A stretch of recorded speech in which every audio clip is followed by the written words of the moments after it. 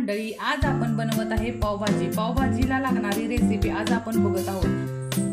चिरलेला बटाटा, दुधी भोपळा, बीट, शिमला मिरची हे सगळं आम्ही चिरून घेतलेलं आहे। ते आता आपण कुकर मध्ये शिजवून घ्यायचं। लहान मुले घरी असले की बीट, दुधी भोपळा, शिमला मिरची खात नाहीत, म्हणून आपण यामध्येच टाकायचं, ते शिजवून घ्यायचं। आणि बीटाने पावभाजीला छान असा कलर पण येतो आणि हेल्दी आहे खाण्यासाठी सुद्धा।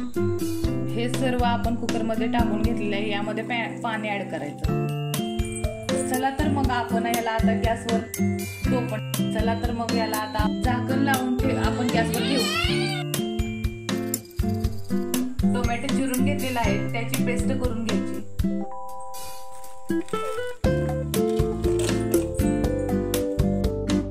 टोमॅटोची पेस्ट तयार झालेली आहे। आता आपण कांदा, आलं, लसूणची पेस्ट बनवून घेऊ।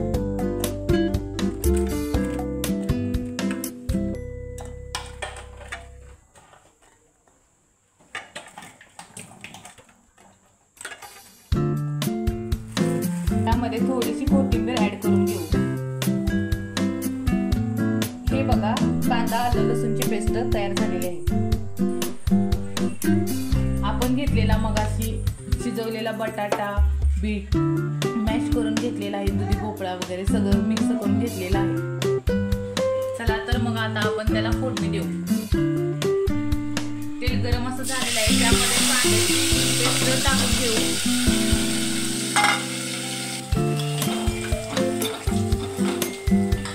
कांदा आपण लाल असा भाजून घेतलेला आहे, त्यामध्ये टोमॅटोची पेस्ट ऍड करू।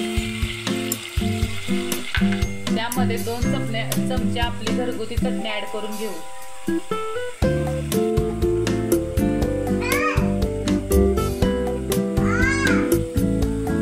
त्यामध्ये थोडीशी कोथिंबीर ऍड करून घेऊ। परतून घेऊ।